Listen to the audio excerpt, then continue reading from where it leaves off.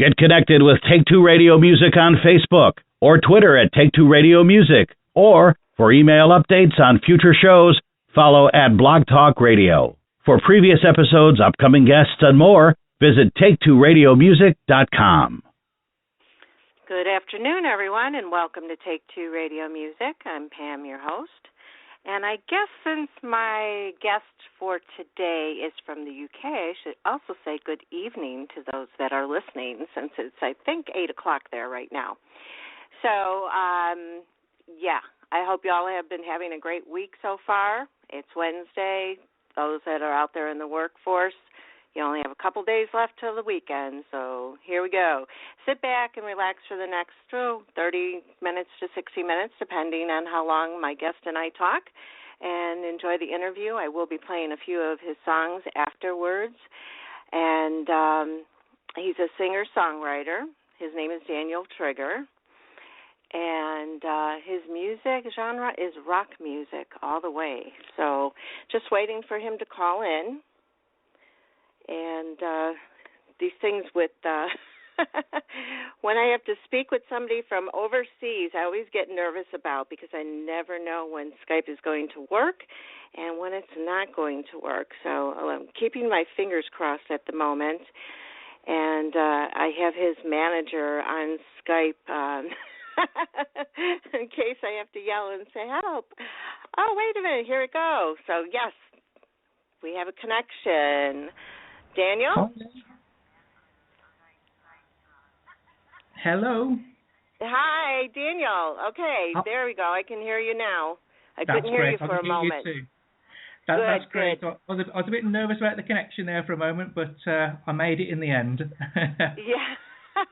Yeah, I was just saying, I'm so nervous when I have to speak with somebody from overseas because they Skype in, and you never know if it's going to work or not.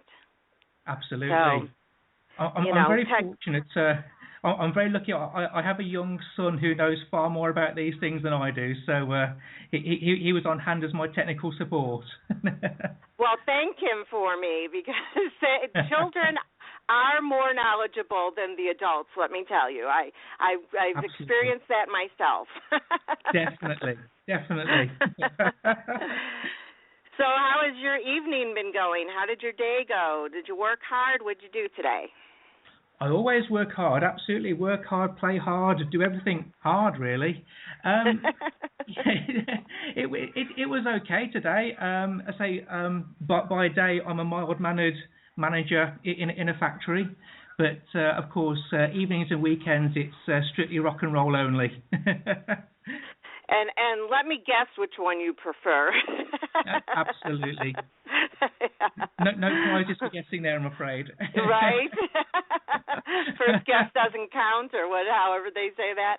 Yeah, that's definitely. Right. I would go with music as for myself as well if I could do it, but unfortunately I'm not talented in that respect. So.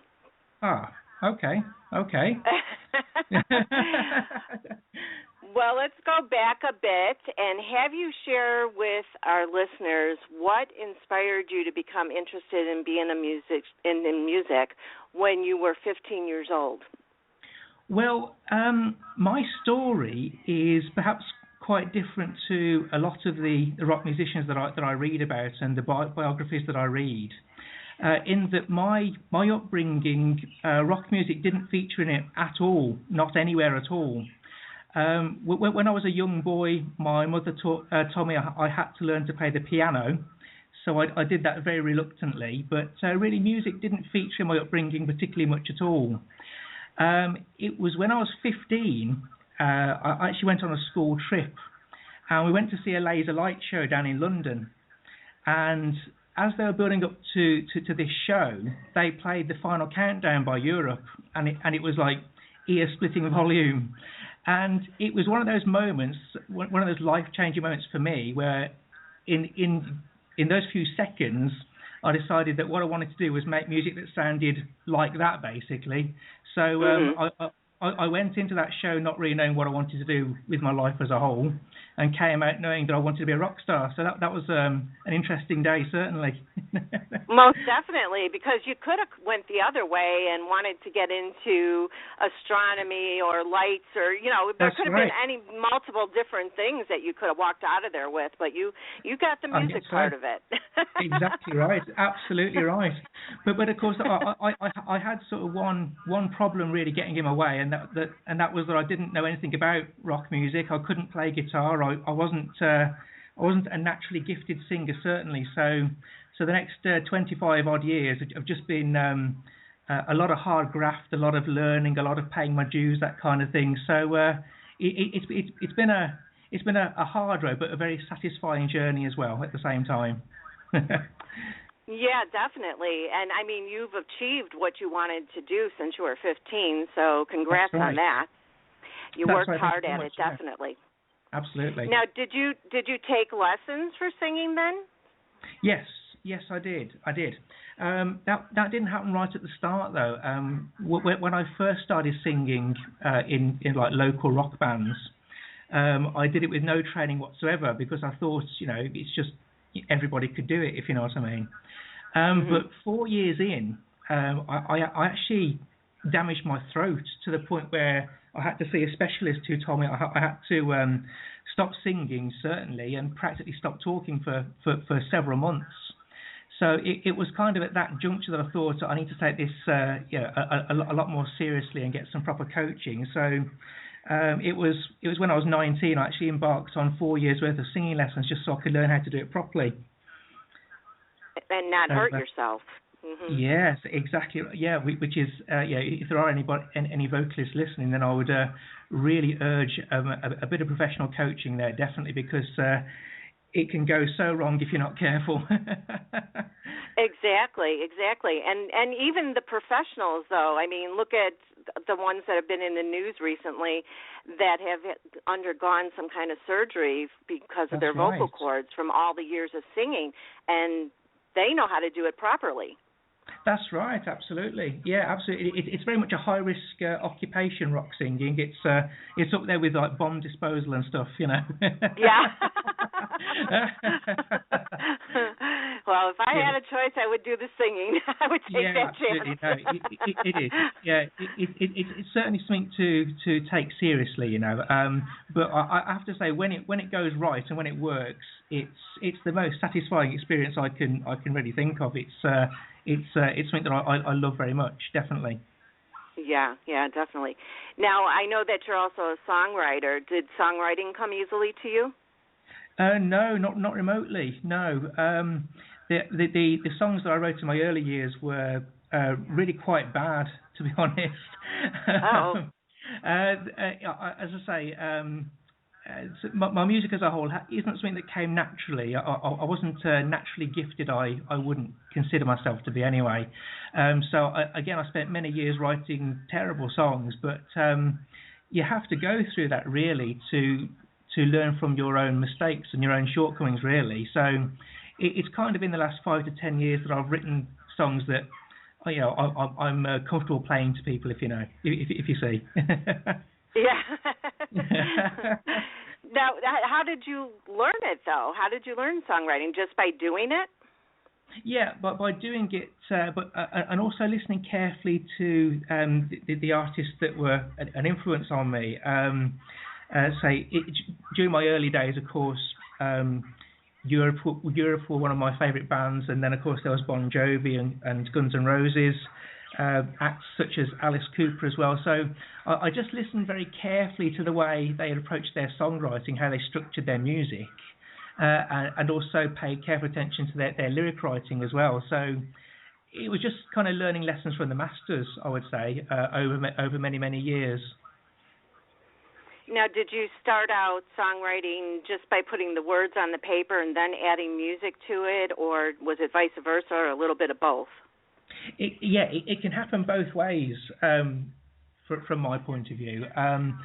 There's been many times when a melody or a chorus will kind of just appear in my head at the most inconvenient of times, and it's a case of just reaching for a pen and paper or nowadays my phone just to quickly get the idea down recorded somewhere. But also sometimes it can be simply a turn of phrase that will become the song title. So there's no hard and fast rules really. It can happen in any way at any time. The only thing that really doesn't work for me is if I sit down, determine like today I'm going to write a song. It just never happens that way. So I just have to wait for inspiration to strike really. Wow.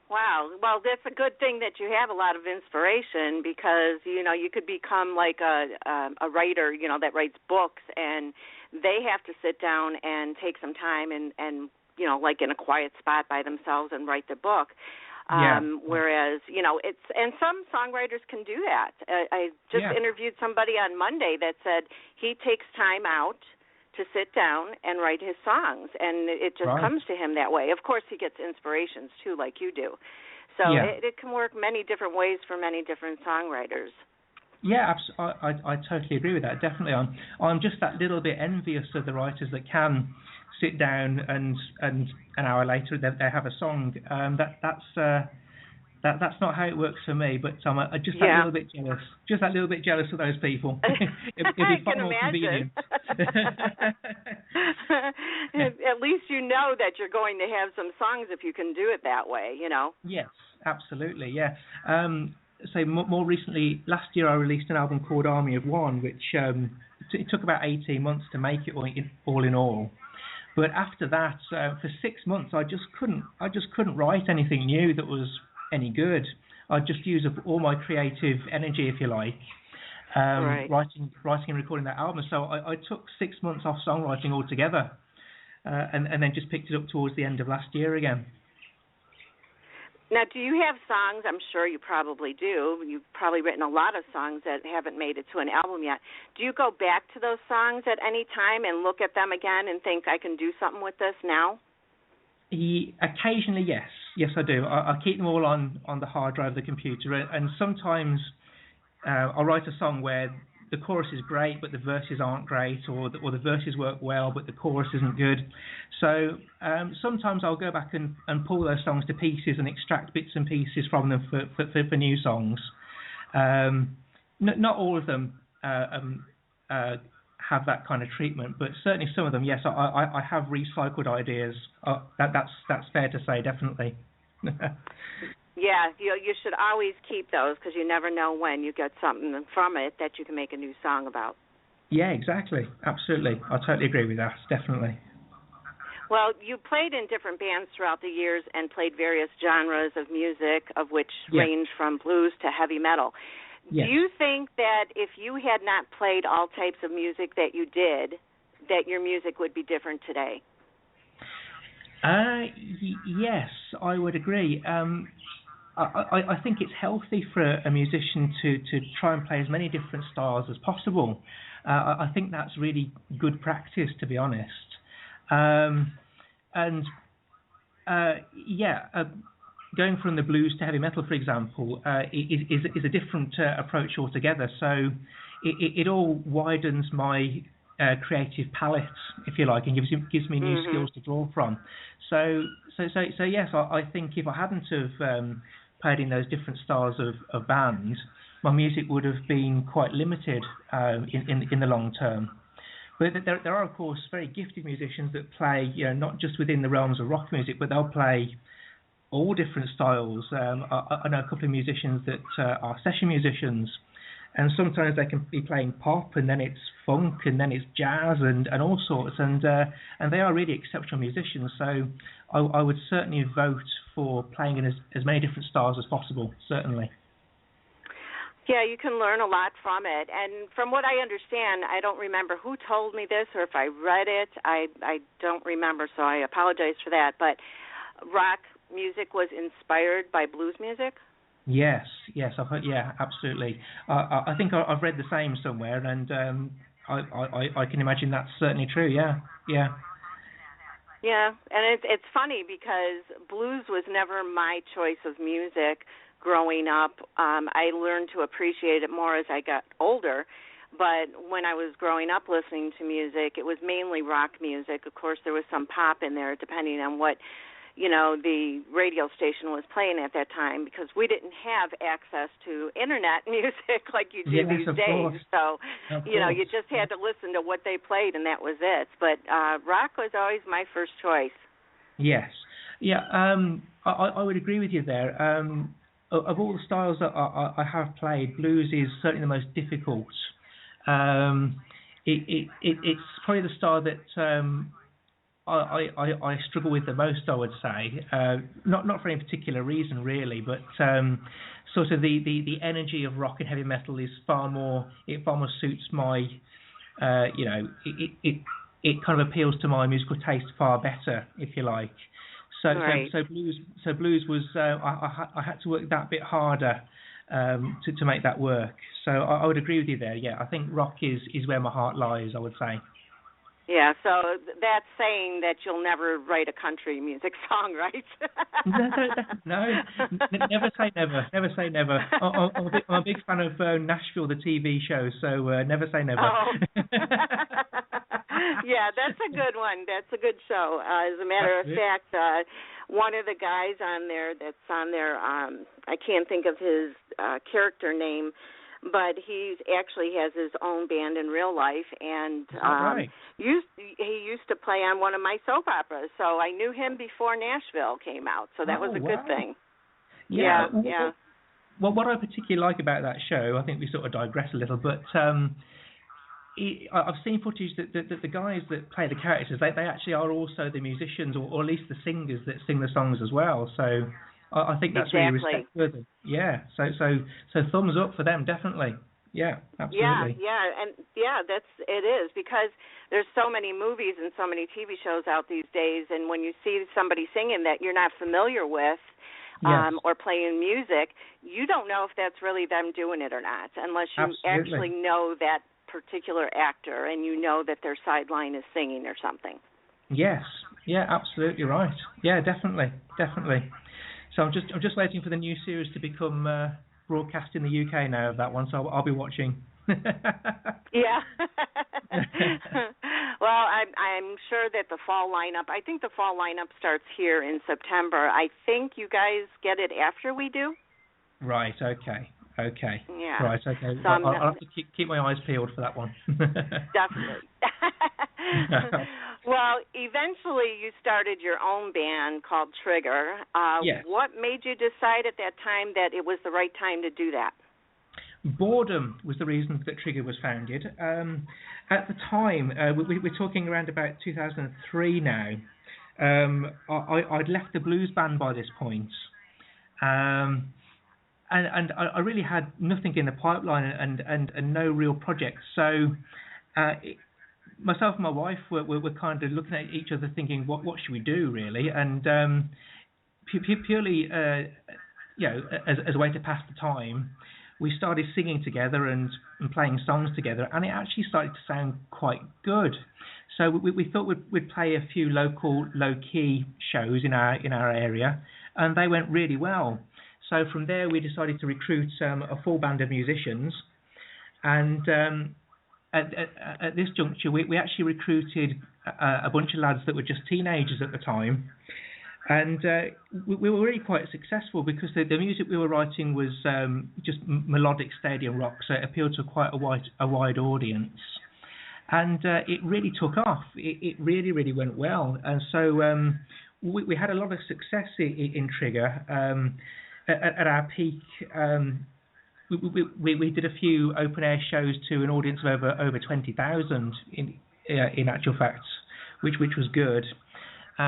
We sold out our local theatre as well, so that was over 300 capacity there, and it was really great. It reached its natural end in about 2011, but while we were doing it, it was really good, and probably the most success I'd had up to that point as well. Well, I love that your wife is in the band. I find I find that so amazing. I mean, because if you think about it, there's so many bands or even just solo artists that are out there, And if they're doing a lot of gigs, if they do a tour, if they're out on the road in another country or something, and most of the time their families, including, of course, their wife, are at home. That's so right. So at least, you guys are doing this together, and she can't sit there and say, you're spending too much time away from me. That's right. If only I'd have thought along those lines when I founded the band. That's really exactly the way that we both looked at it, really. I wasn't keen on embarking on a project that would just take me into isolation for years on end. So it really was first and foremost something that we could do and build and work at together. As I say, it was a really satisfying and enjoyable experience, one that I'm very proud of as well, definitely. Oh, and you should be. You should be. I mean, like you said, it was very successful. You actually played on a stage with an audience of 22,000 people. I mean, what was that like? Well, strangely, playing to 22,000 people is easier than playing to 22 people in reality. Because 22,000 people looking out from the stage is just a sea of anonymous faces. But when you're playing to 22 people stood 3 feet away from you, you can see the disdain on their face and so on. So it's actually that bit easier, which was a surprise really, and I had to go through that experience to realise that really. But yeah, playing to smaller crowds in smaller venues is tougher. It's a harder thing to do, I would say. And I can picture that, I can definitely see that and understand it. It's more intimate, and you see each and every face. And I highly doubt they had disdain on their faces. But I understand what you're saying. We got the occasional smile, it's fair to say, yes. and the occasional round of applause. Yeah. Well, I think you had a bit more than that. I know you've won awards. You had a song in a movie, and you've recorded the 4 albums, if I can talk. That's right. Now, how did you get your song in a movie? Which song was it? What movie was it? Right. Well, it was a small-time movie. That's the first thing. It wasn't like a Hollywood blockbuster, I have to say. It was an independent film called Infinite Justice. I think it won an award at the Cannes Film Festival when it came out, which we're talking about 10 years ago. But it's not a mainstream film, so you'd be very much forgiven for not having heard of it.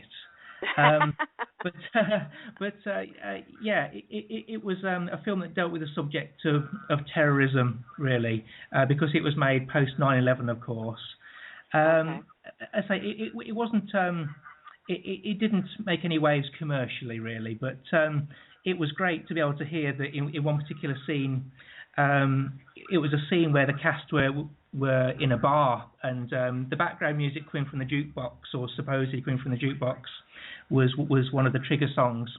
So it was a very proud moment, and something to put on the musical CV. But it's still impressive. I mean, you still know it's out there, and usually independent movies will go directly to stores, on DVD and stuff like that. Yes. So I'm sure there have been people that have listened to it or watched it and heard your music. So that has to be great for you to know. It really is. Yeah. It's a very proud moment for us and for me, definitely. Yes, it is. Yeah. Well, I know that you said you have a son. I'm not sure how many children you have, but are any of them musically inclined? Yes, I have a son and a daughter. I have a daughter who's 16, and our son's 14. Our daughter plays a couple of instruments. She plays the flute, and she's not long taken up the guitar. So yes, she is musical. My son, not so much. He likes his technology, so he's very interested. Well, a bit interested in electronic dance music, but he's keeping rock music at arm's length at the moment, definitely. So well, that's completely opposite of Mom and Dad there. That's right. That's absolutely right. That's the whole other side of the spectrum of music. Absolutely. Yeah, so they've got a passing interest, really. But as long as they're happy in their lives, then I wish them all the best in whatever they do, really. Exactly. Yeah. We have to embrace what they want to achieve and help them along with it as much as we can, and yes. and be proud of their achievements, no matter what it is. So that's a good thing. Yes. Yeah, I agree. Certainly. Now, with all of the gigs you've done with the band, what is the craziest or funniest thing that happened to you? Anything that stands out? Oh, gosh, now that's quite a long list, and it's picking some out that...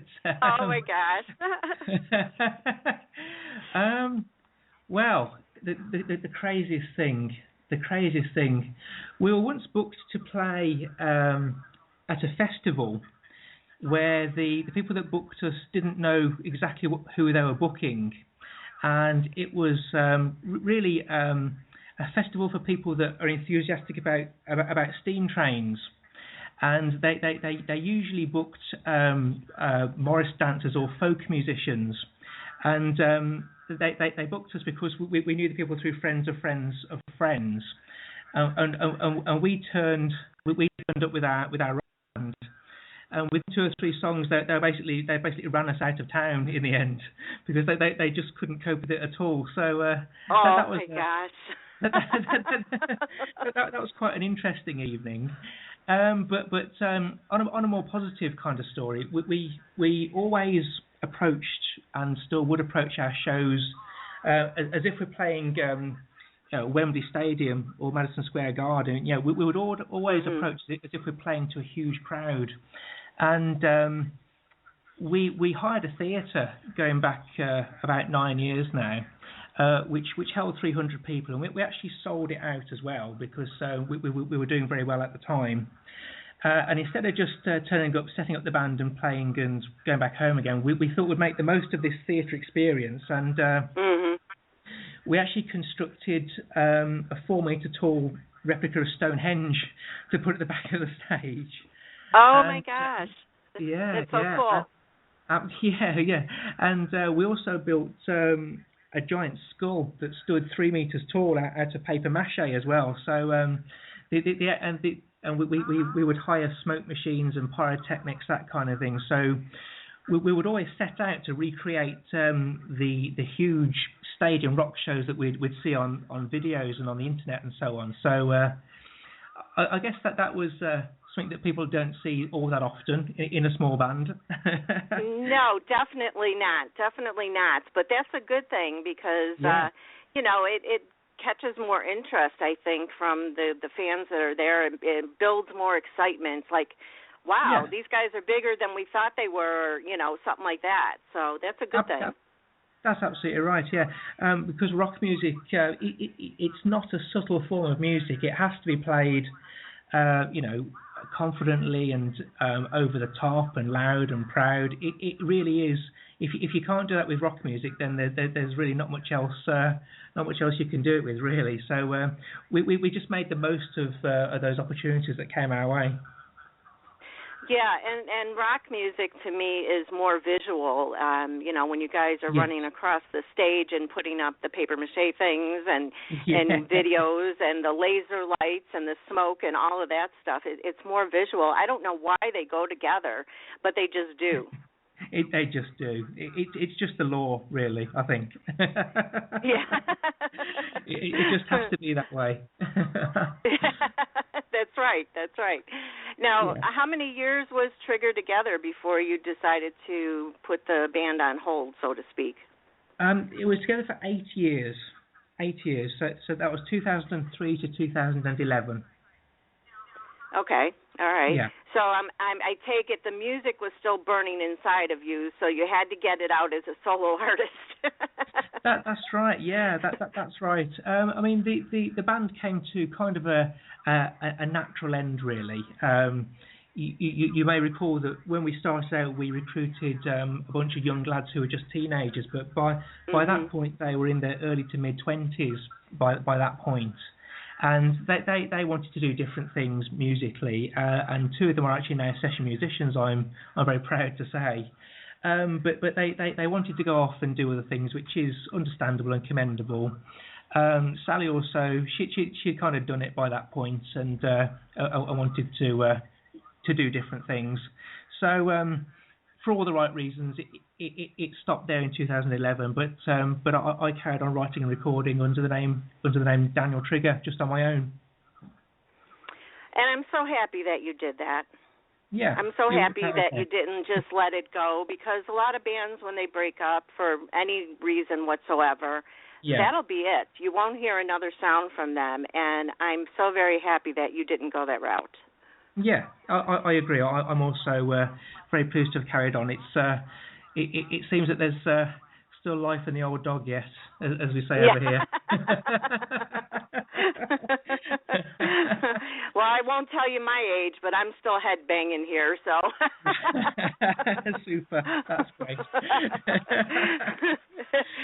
Now, your first solo album was Infinite Persistence, correct? Yes, that's right. Yes, it was. Yeah. So tell us how that album came together, and did you produce it yourself, or have someone else help you with that? I did produce it myself. Yes. The songs are mostly written by just me, although there are a couple of songs written with the Trigger guitar player.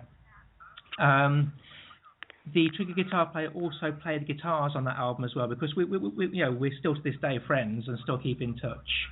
Mm-hmm. But in terms of producing it, yes, that was all done in-house by me.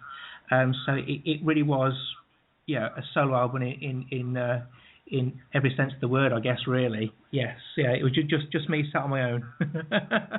Well, you did a good job with it. I'm assuming that you learned how to produce by, all of the other albums that you recorded, and being in the studio, you learned a lot from that. Yes, yeah, that's right. My recording kind of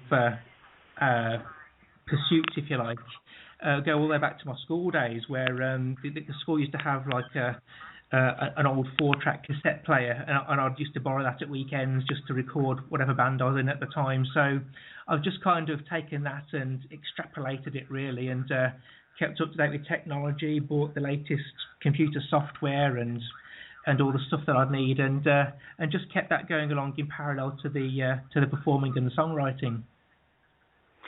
Well, thank God for the stuff that's out there on the internet now for musicians that want to put together a song, an EP, or an album by themselves, because they don't have a lot of money, or they're super protective of their music or something, and they don't want anybody else touching it. So they can do it that way. They can, record a song in their bedroom.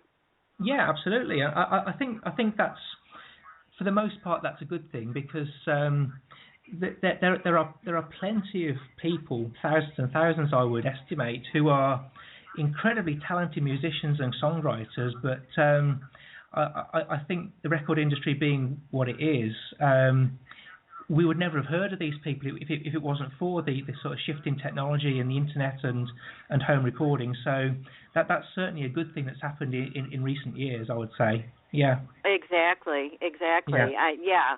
I mean, I wouldn't have my show today, playing indie music and interviewing people as yourself, if we didn't have the internet and they were able to make it and I was able to bring the show. I mean, I would not be in a radio station right now doing this. So this is the only way for me to do it. Yeah, so sure. It's good in a lot of ways. Yes, absolutely. And with the labels too. Well, you know, you can't even get your music heard by them anymore. No, it has changed so much, hasn't it? When I started out in 1989, I spent many happy years posting cassettes off to record labels and so on, because that was the only way that you could really reach a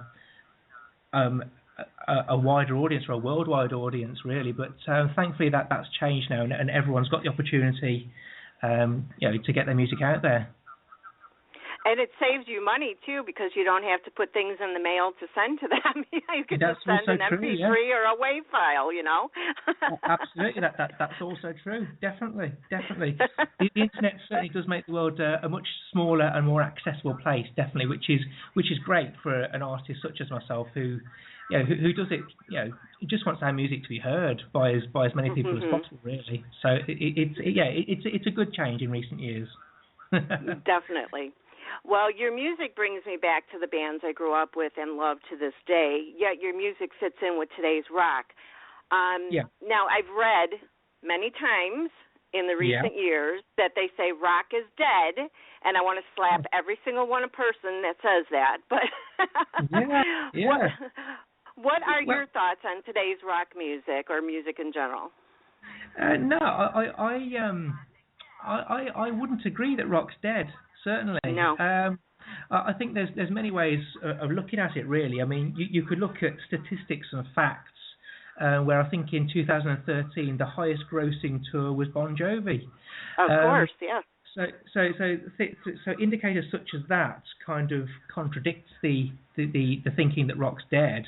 But of course, rock won't ever be truly dead until everyone on the planet stops listening to it and making it. And while I have breath in my body, I'll be listening to it and making it. So there's hopefully at least another 30 or 40 years left in it. So we'll look forward to that.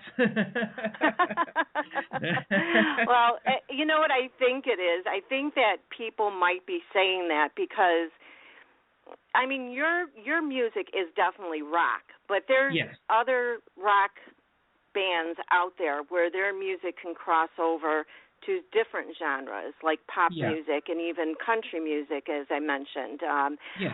Even like hip hop has been put into rock music or rap or whatever you want to call it. So it's a lot of cross genres these days, and maybe that's what they're saying is, only rock is dead, but it's not. Yeah. It's not. That's it. So. No, I see that train of thought, but no, for me, rock is very much still alive, and it defines me as a person as well. So for me, I still think it's in good shape, and we have we have some great new bands in recent years. As I say, I very much enjoy music by the likes of Alter Bridge, and we've got Blackstone Cherry nowadays as well. Black Star Riders, which is, to all intents and purposes, Thin Lizzy reinvented. Very much current bands, and still flying the flag very proudly for rock music. So I think we're okay for the time being. and Gene Simmons from Kiss agrees with us.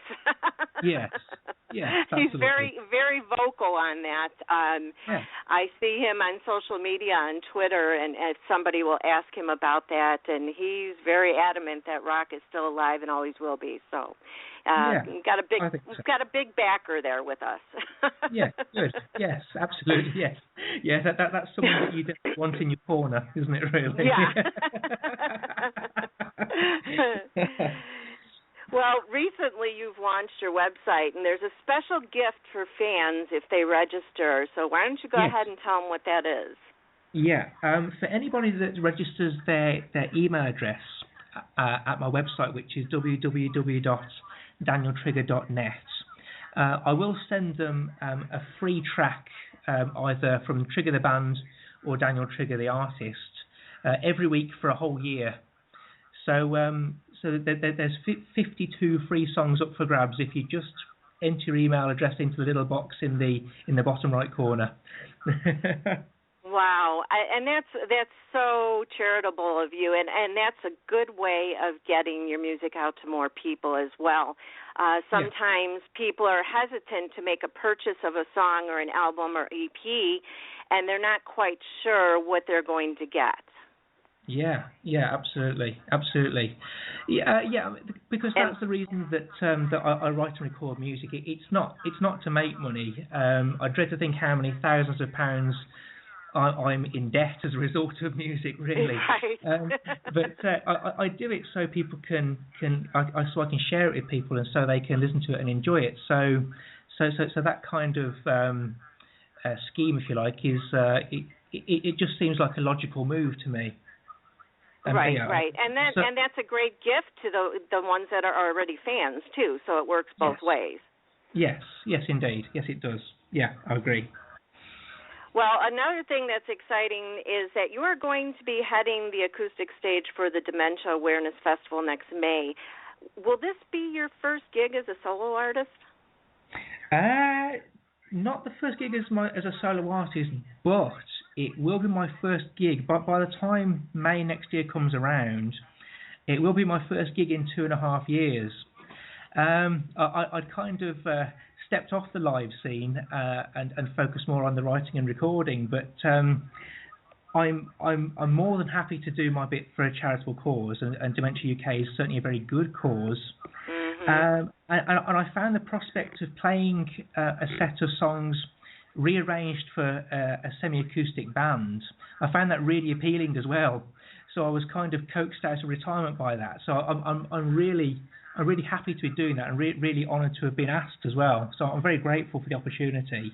But it gives me the chance to do something I haven't done before. To be honest, it's always been loud and full on, turned up to 11 rock music up until now. So doing something that bit different allows me to stretch out as an artist and present the songs in a different way, even different to how I imagine they could be as well. So it's something I'm very much looking forward to. I'm really excited about that. Well, when you do that, when you do an acoustic set, and with the songs that are normally with the band or all the stuff behind it, how do you put that together? Do you have to rewrite the song in a way? Yes, that's exactly what you would do.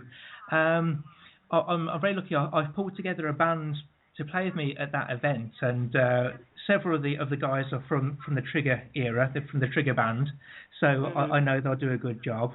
But yes, you would break the song back down, right down to the basic chord progression and the melody and the vocals, and basically rebuild it in a different way from those foundations. So it's going to be a very interesting and exciting and rewarding experience as a songwriter. So I'm really pleased to be involved in that on many different levels.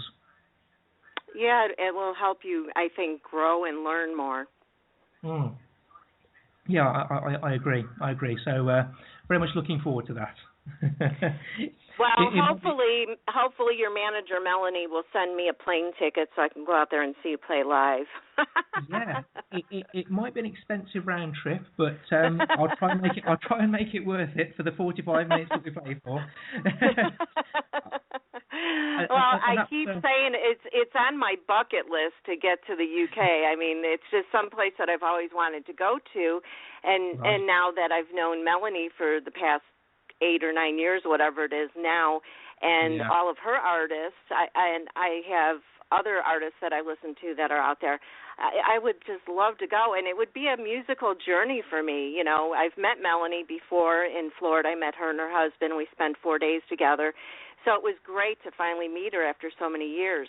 Yeah. But if I went to the UK, it would be to go see all the bands that I've been listening to for all these years and have even played their music and spoken to them in an interview like we're doing. Yeah, I see, yeah. It's certainly worth a visit. Often people that I talk to from the US, they believe that the television show Fawlty Towers is actually a comedy. It's actually a documentary. About in the United Kingdom. So if you just prepare for that. Oh my gosh. But I used to watch that all the time. My husband actually was watching it, and he told me to watch it one day, and so then I watched it every time it was on. It was pretty funny. Yeah. So that's kind of how it is in England. Yeah. But, I actually visited America for the first time ever this year. Myself and my wife went to Las Vegas in the summer back in June. And, that was an experience. Las Vegas, it's not like England. I would have to say. Oh, it's not even like the rest of the U.S. But it was really good to at least see a bit of America, I suppose. We saw the Grand Canyon, and that was spectacular. Oh yeah, definitely. Did you gamble at all? Are you a gambler? We gambled $1 at a time. Oh, that's the way to do it. We weren't really quite that brave, really. So we had a little bit of a try, but not too much. Yeah. I would imagine there's probably a lot more sightseeing that you did. Did you get to go to any of the shows while you were there? We wanted to go to Rock of Ages, the musical, but they were on vacation for just the week that we were there. So we did. Gosh. So it was. The only one left was Britney Spears, and we didn't go to that one. So so no, we did a lot of sightseeing, as you say. We saw the Hoover Dam and we saw the Grand Canyon, and it was really interesting. I'm really pleased that we went. So hopefully we'll come and visit again in the years to come. Yeah, definitely, and make it to maybe California or New York or even Chicago, where I am, and you'll see that it's completely different from Vegas. I mean, if you're on the outskirts of Vegas, it's more like the rest of the U.S., but when you're in Vegas itself, that's not how we live each day. It would be quite expensive and exhausting if it was, wouldn't it? I think so. I definitely think so. Well, are you working on anything new now that you'd like to share with us? Yes. I've got a new song which I hope to release in October. A song called "Welcome to the Real World," which is a little bit more of a cynical song than my recent release, which was Ready to Fly, which is a much more optimistic kind of song. The next one is a little bit more of a swipe, a bit more cynical, and I hope to have that out during mid to late October. So wonderful.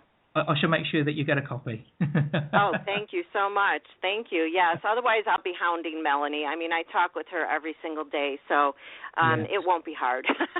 No, and I have to say, just to pick up on Mel there, I hooked up with Mel, I think 2 or 3 months ago now, and she's worked wonders promoting my cause. So I just wanted to take the opportunity to say thank you very much for all the effort that's gone into to supporting my endeavours.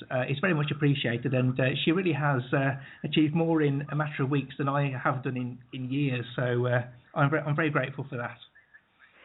Yeah, it's great to have somebody behind you like Melanie, because she does do her best. She does do over 100% for her artists. She really cares about them and cares about their music, and she only takes on people that she believes in. So that says a lot about you too. Great, that's great. Yeah, I think that's a very good way to work as well. Because if you were to take on just anybody at all, then it would kind of call into question your kind of motive for doing it, I guess. But it is. I'm certainly really pleased with how things are going, and I say very grateful for all the hard work that's been done on my behalf. Yes, definitely. Now, I'm going to play a couple songs of yours for the listeners before I let you go, though. I would like you to give us a little bit of background on I Was a Titan and Personal Asylum, and also playing Ready to Fly, but you mentioned what that's about. Okay, all right. Personal Asylum was a song that I released towards the start of this year. That's... I'm trying to avoid the word depressing, but it was written at a point in my life where I was at a very low ebb, and I was very down. And what I noticed about being down like that is that it's very isolating, especially when people around you are doing okay and they're quite upbeat and happy.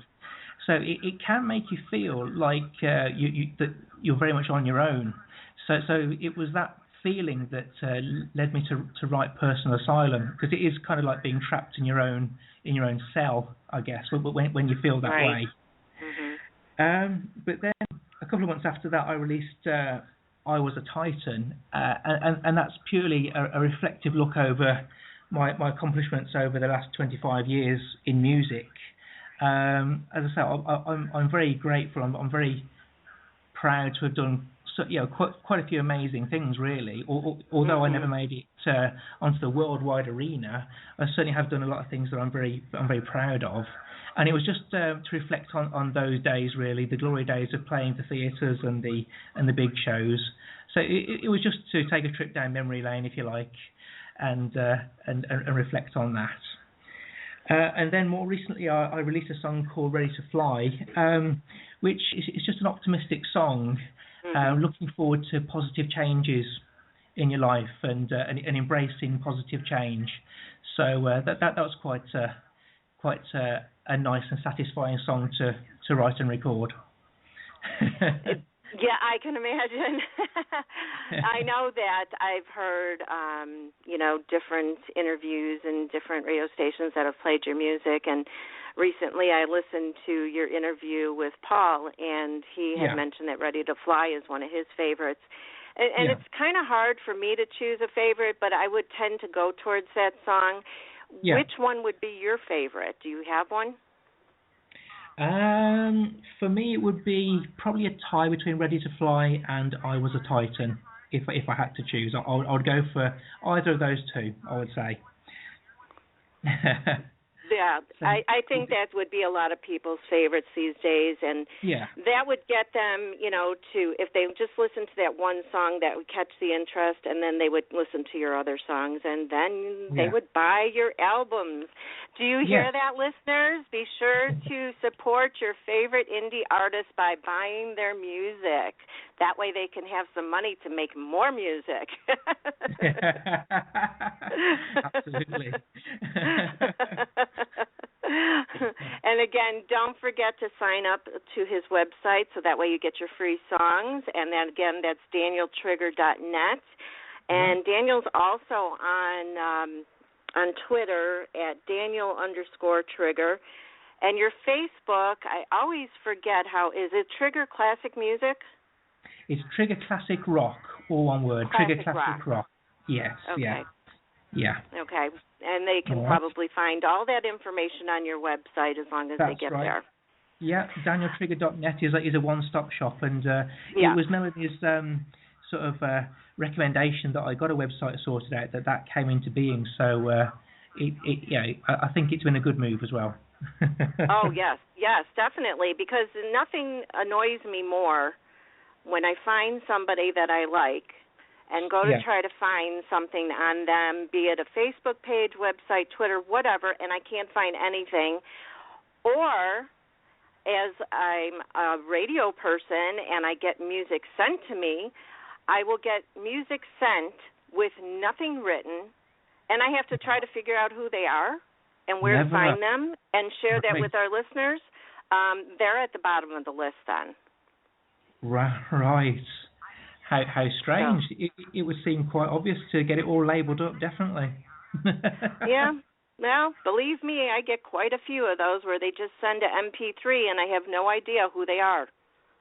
So I'm not going to click on that, or I'm not going to click on a link you sent me unless I know what it is. So that's it. Of course. Absolutely. So anyway, I want to thank you very, very much for joining me today. I know it's later in the evening for you there, so enjoy the rest of your evening. And I'll definitely be playing your music and any new music you come out with. Thank you very much. And could I just say thank you very much for your time and for inviting me on the show as well. So thank you very much. You're very welcome. You're very welcome. You take care of yourself. Thank you very much then. All the best. Thank you. You too. Bye-bye then. Bye-bye. Bye-bye. And for our listeners, I'm going to go ahead and play I Was a Titan by Daniel Trigger.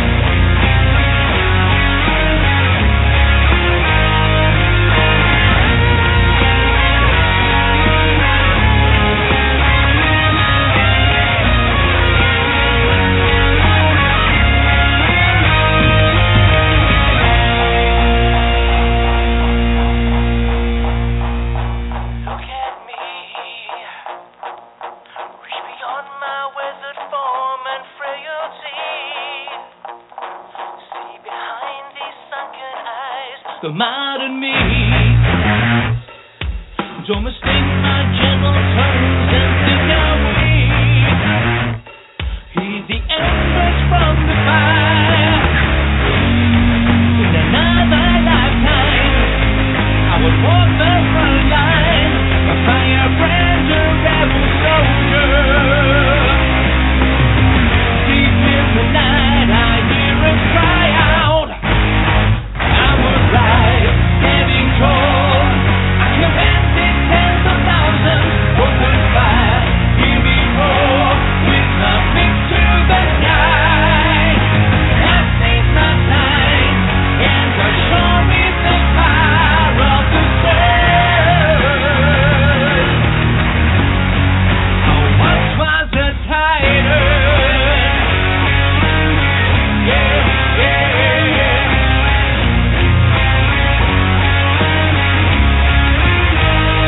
With these hands, I have captured battle anthems round my head. Bring the fury from the stage, raise the flag. To the sounds of screaming guitars, we'll attend. Drums of thunder, our grenades. As your mama told ya, all of bedtime stories, when giants rode across the airwaves. We stormed the night when we would cry out. I would rise, standing tall.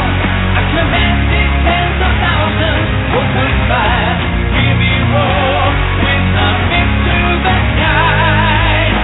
I think my time, and I show me the power of the sun.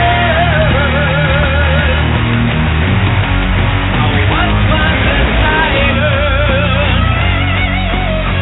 Yeah, yeah.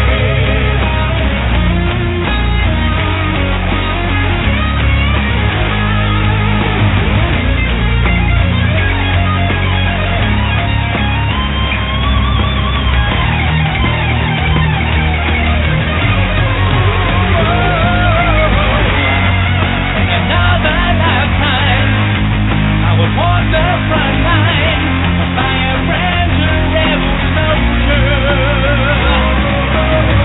We stormed the night when we would cry out. I would rise, standing tall. I commanded tens of thousands, open fire, hear me roar, with my fist to the sky. I think my time, and I show with the power of the sun. I once was a tyrant. Yeah, yeah.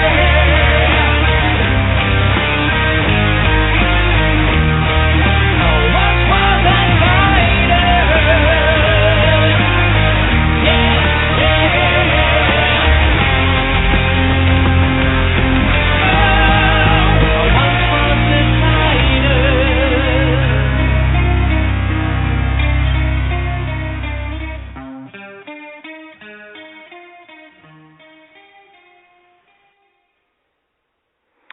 And next up is Personal Asylum.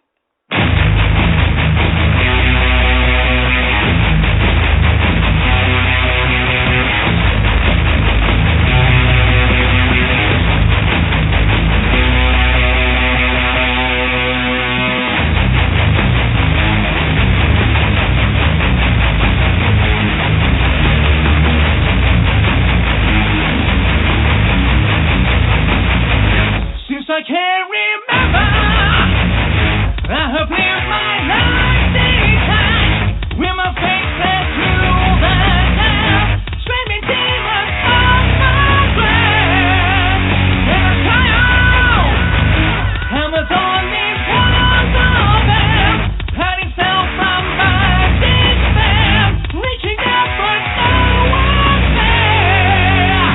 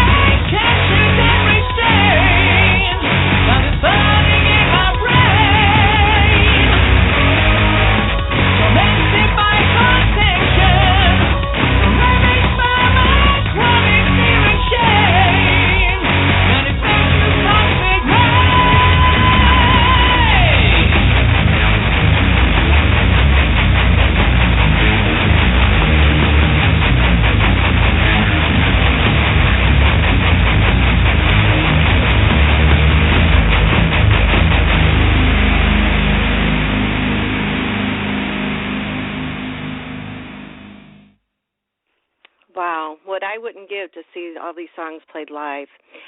Next up is his most recent released single called Ready to Fly.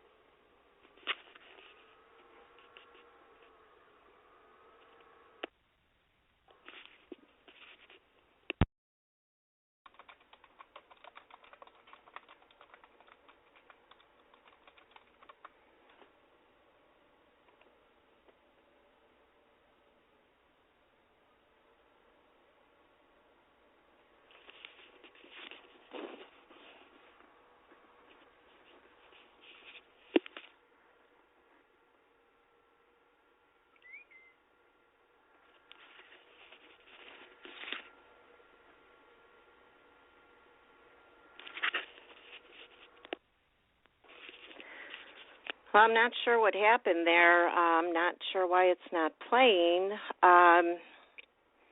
Mel, can you hear me talking? I had this issue the other day where it wasn't working, and I have a feeling that Blog Talk is having issues. So I'm not sure what's going on, and I apologize for that. Okay, she can hear me, so that means you guys can hear me, so that's a good thing. Go ahead and go to Daniel's website, again, danieltrigger.net, and sign up for the emails and the free songs for a year and check out his music on there. You can also listen to his music and check out more about him on aspiremusicmanagement.co.uk. And thanks, everybody, for joining me. Thank you again to Daniel, and thank you again to Mel for setting up the interview. I really had a great time speaking with Daniel. And I'll be back again on Monday at 3 p.m. Eastern Time for another hour of indie music from around the world. So join me then. Thanks, everybody. Take care. Bye-bye. Get connected with Take Two Radio Music on Facebook or Twitter at Take Two Radio Music. Or for email updates on future shows, follow at Blog Talk Radio. For previous episodes, upcoming guests, and more, visit TakeTwoRadioMusic.com.